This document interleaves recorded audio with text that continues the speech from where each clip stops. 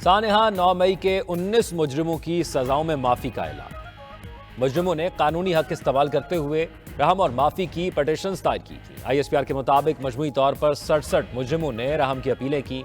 48 petitions को कानूनी कार्रवाई के लिए कोर्ट्स ऑफ अपील में भेजा गया। 19 मुजरिमों की अपीलों को इंसानी बुनियादों पर कानून के मुताबिक मंजूर किया गया।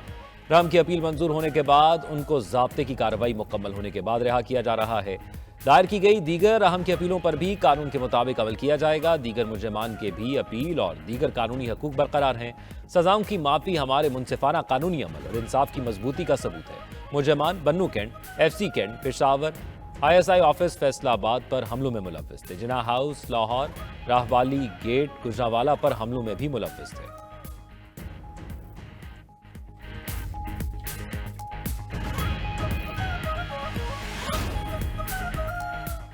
19 लोगों के लिए माफी का ऐलान कोई बड़ी पेशरफ नहीं। बुनियादी तौर पर 67 लोग थे, 19 को माफी मिली है। 48 ने अपनी अपीलें फाइल की हैं।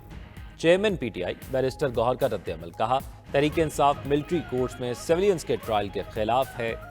किसी भी सिविलियन का ट्रायल मिलिट्री कोर्ट में नहीं हो सकता। आज हुकूमत के साथ मुज़ाकरात में अपने मुतालबात पेश करेंगे।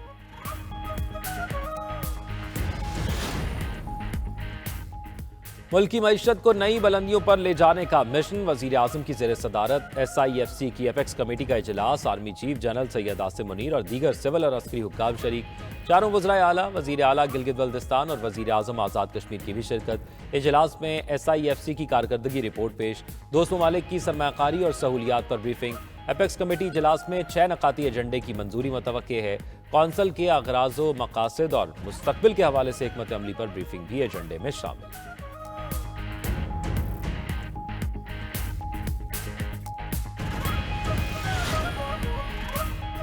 PTI की मुज़ाकराती कमेटी का चार्टर ऑफ डिमांड तैयार। हुकूमत और PTI के दरमियान मुज़ाकरात का दूसरा दौर आज होगा।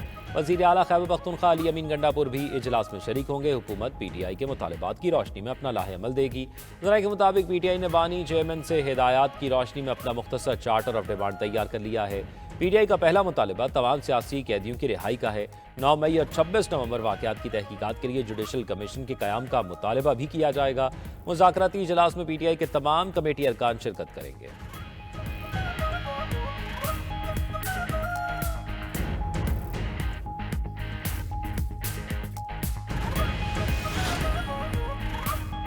हुकूमत से आज मुज़ाकरात होंगे, देखें बात कहाँ तक होती है। अपोजिशन लीडर उमर अयूब कहते हैं मईशत के बारे आदाद-ओ-शुमार नीचे आए हैं, लेकिन यहाँ सब अच्छा बताया जा रहा है। आदाद-ओ-शुमार देख लें, महंगाई कहाँ है। रहनुमा PTI शौकत यूसुफजई कहते हैं मुज़ाकरात आगे बढ़ाने के लिए 2 मुतालबात फाइनल कर लिए। हुकूमत के पास मुतालबात तस्लीम करने के लिए 30 जनवरी तक का वक्त है। नून लीगी रहनुमा सेनेटर इरफान सिद्दीकी का कहना है तहरीक इंसाफ को मुतालबात करते हुए हुकूमत की हदूद जहन में रखना होगी। अमीर मकाम बोले बानी PTI की रिहाई हुकूमत के इख्तियार में नहीं।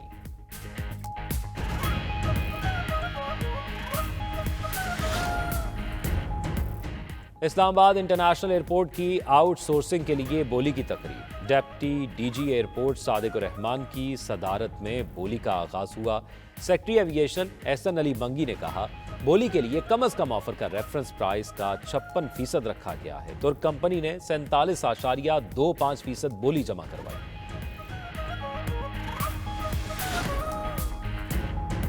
कौमी असम्बली की कायमा कमेटी बराए IT का इजलास। पीपल्स पार्टी की शर्मिला फारूकी हुक्काम पर बरस पड़ी।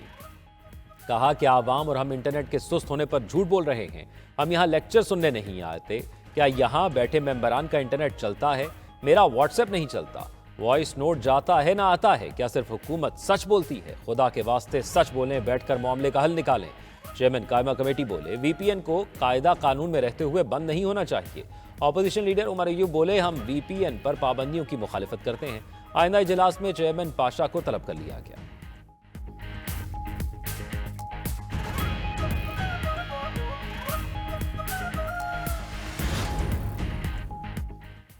रहीम यार खान में अंधेर नगरी चौपट राज। पुलिस और इंतजामिया की मिली भगत से ओवरसीज पाकिस्तानी के 8 एकड़ रकबे पर कब्जा कर लिया गया। मुतासरा शहरी के मुताबिक कब्जा करवाने वालों में साबिक लीगी MPA भी शामिल है। मुल्जिमान के रकबे पर कब्जा करने की फुटेज भी सामने आ गई। मुतासरा शहरी मोहम्मद अमीन का कहना है 5 साल पहले अमीर नामी शहरी से 8 एकड़ रकबा खरीदा, जमीन के कागजात और कब्जा मेरे पास है। साबिक मालिकान जमीन की मालियत बढ़ने पर अदालत में बयान देने से मुनहरिफ हो गए।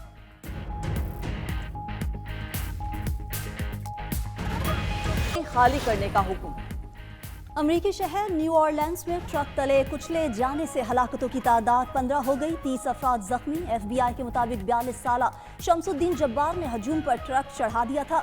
पुलिस से फायरिंग के मुकाबले में मुलजिम हलाक हो गया। मुलजिम के ट्रक से कलदम दाइश का झंडा भी बरामद हुआ। अमरीकी मीडिया के मुताबिक शमसुद्दीन जब्बार अमरीकी फौज में खिदमत सर अंजाम दे चुका। ट्रक और जाय वकुआ से धमाका खेज मवाद भी मिला।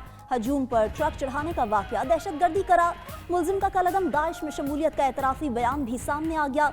दूसरी जानिब अमरीकी सदर बाइडन का कहना है कि वाकये की तफ्तीश जारी है, अभी किसी नतीजे पर नहीं पहुंचे। कौम मुतासरीन के अहले खाना के साथ गम में बराबर की शरीक। नौ मुंतखब अमरीकी सदर डोनाल्ड ट्रंप के होटल के बाहर ट्रक में धमाका, 1 शख्स हलाक, 7 अफराद जख्मी। अमरीकी मीडिया के मुताबिक लॉस वेगास में होटल के दाखिली दरवाजे पर ट्रक में धमाके से आग लग गई। फायर फाइटर्स ने आग पर काबू पा लिया।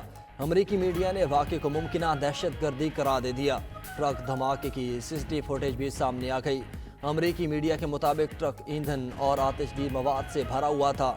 एलन मस्क का कहना है कि न्यू ऑरलेंस और लॉस वेगास वाक़यात का आपस में ताल्लुक हो सकता है। अमरीकी सदर जो बाइडन ने दोनों वाक़यात में मुवासलत का इम्कान रद्द कर दिया।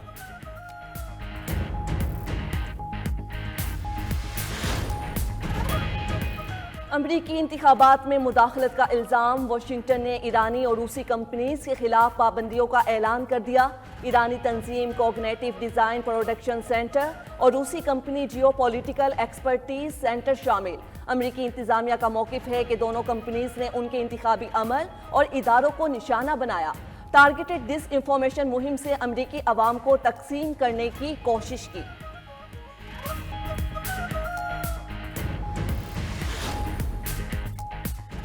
लीबिया के साहिल से 20 मील दूर कश्ती डूबने से 20 तारकीन वतन लापता हो गए। कश्ती में 27 मुसाफिर सवार थे। ऐनी शाहिदीन का कहना है कि रवानगी के 5 घंटे के अंदर ही कश्ती में पानी जमा हो गया।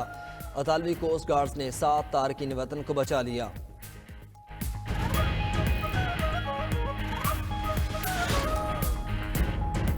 मोंटीनेग्रो में लड़ाई का खौफनाक बदला। सरफिरे शख्स ने बार में फायरिंग करके 10 अफराद को कत्ल कर दिया, 4 जख्मी। हमला आवर जाए वारदात से फरार हो गया। इब्तिदाई तहकीकात के मुताबिक हमला आवर माजी में गैर कानूनी हथियार रखने के इल्जाम में जेल जा चुका है।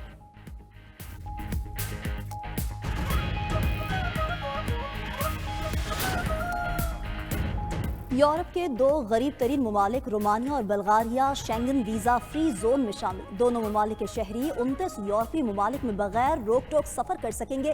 रोमानिया और बल्गारिया 2007 से यूरोपीय यूनियन का हिस्सा है।